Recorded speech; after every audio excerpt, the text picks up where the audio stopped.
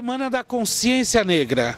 Eu estou aqui com a Marilis Ribeiro, nossa conhecida companheira do programa Corpo e Alma, né? E estou com o doutor Antônio Carlos Arruda da Silva, que é da Secretaria de Justiça e de Defesa da Cidadania. Eu precisei ler porque é muito comprido.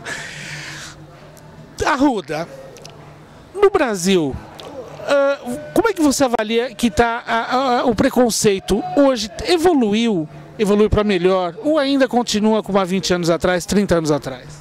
Não, sem dúvida alguma,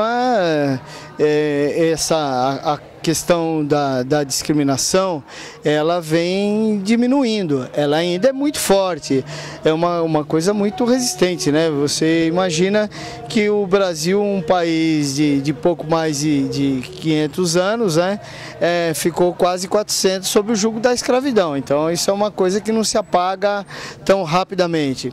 Mas vem diminuindo, porque se eu disser também que não está diminuindo, de nada vale a nossa militância aí de tantas décadas, né? Mas ainda há muito por fazer, lamentavelmente ainda há muito por fazer. Nós poderíamos ter feito mais, poderíamos ter queimado etapas, né? Mas esse é um processo e os processos são assim, são demorados e a gente tem a expectativa de que as novas gerações elas sejam mais eficientes que nós. Eu me lembro, Marilis, que quando surgiu o feriado da Consciência Negra, que dependia da aprovação de cada cidade, de cada município ou de cada estado, se não me engano. Então nem todos tinham esse feriado e as poucas cidades que tinham, as pessoas falavam, mas Consciência Negra, que é isso? Tá. Hoje praticamente o Brasil inteiro tem esse feriado. Então isso para mim é um sinal de que as pessoas também assimilaram que nós precisamos dar um fim nessa história de racismo. E é muito interessante, Foca, que a nossa cidade de Leme foi um dos primeiros municípios do estado de São Paulo a instituir esse feriado, esse dia como feriado. E eu me recordo, eu sou atuante no movimento há muito tempo, e eu me recordo há anos atrás, em São Paulo ainda, que o dia 20 de novembro nós nos reuníamos, advogados negros, médicos negros, empresários negros, e nós declarávamos que um dia esse dia seria feriado no Brasil, né, Arruda?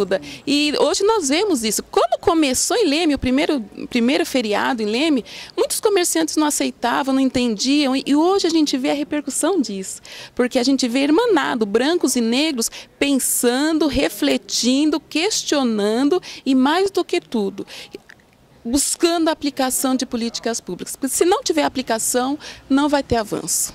Eu acho que a gente deveria ter preconceito, sim, contra a pobreza, contra a corrupção. Isso sim a gente deve ser preconceituoso, não é verdade? Exatamente.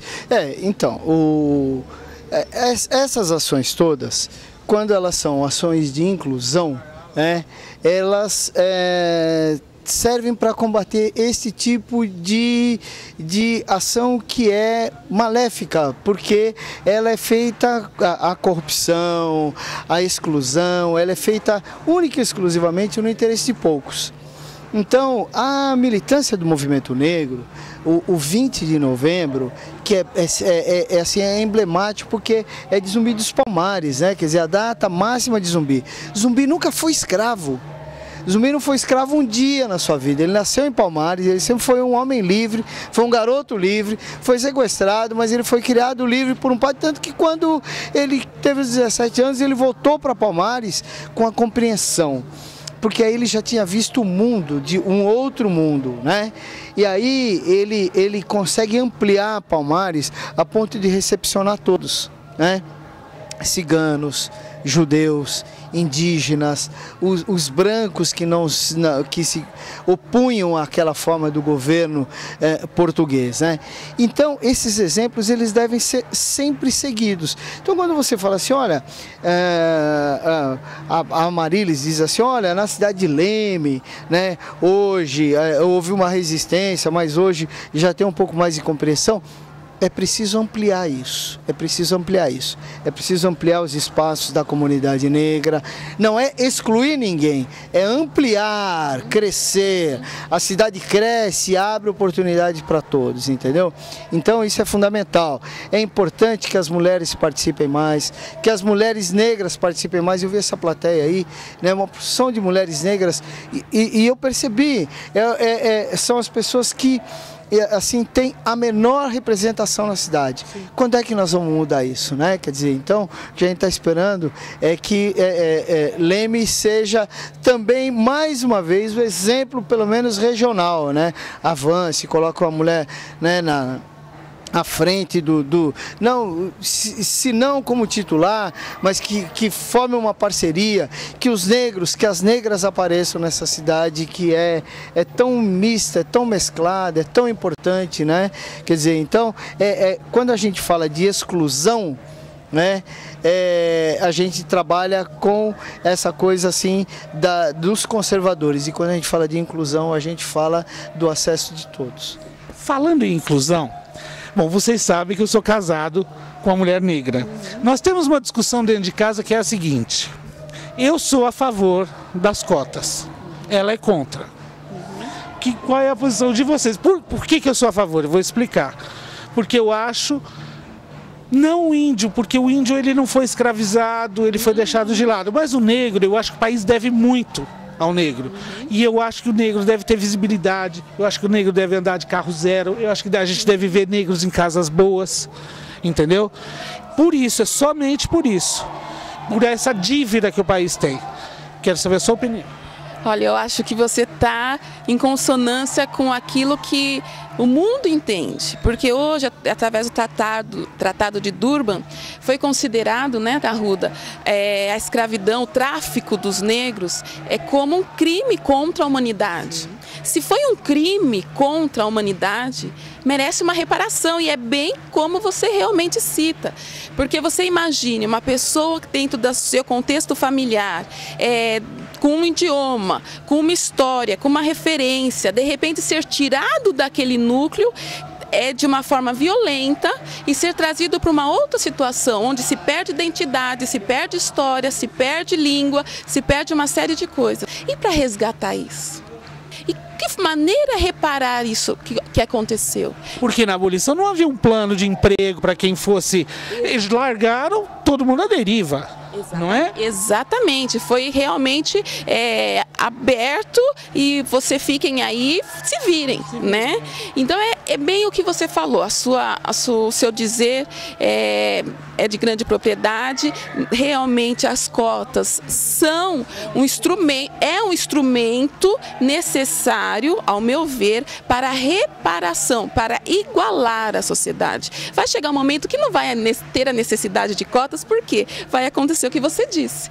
Os negros terão boas casas, bons estudos, bons acessos, e estarão no padrão de igualdade. Aí eu acho que é o momento de não se ter mais cotas, mas enquanto não ocorrer isso, com certeza as cotas é um instrumento essencial para o avanço.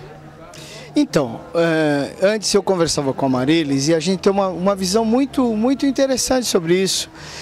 As cotas não significam exclusão de ninguém, entendeu? Não. E não necessariamente você precisa nos espaços que já são conquistados. Não, você tem diversos mecanismos de estabelecer uma política de ação afirmativa. Por exemplo, o governo do estado de São Paulo criou para as ETECs uma coisa que é a pontuação acrescida, né? O que é a pontuação acrescida? Quem se define como afro-brasileiro tem 3% a mais.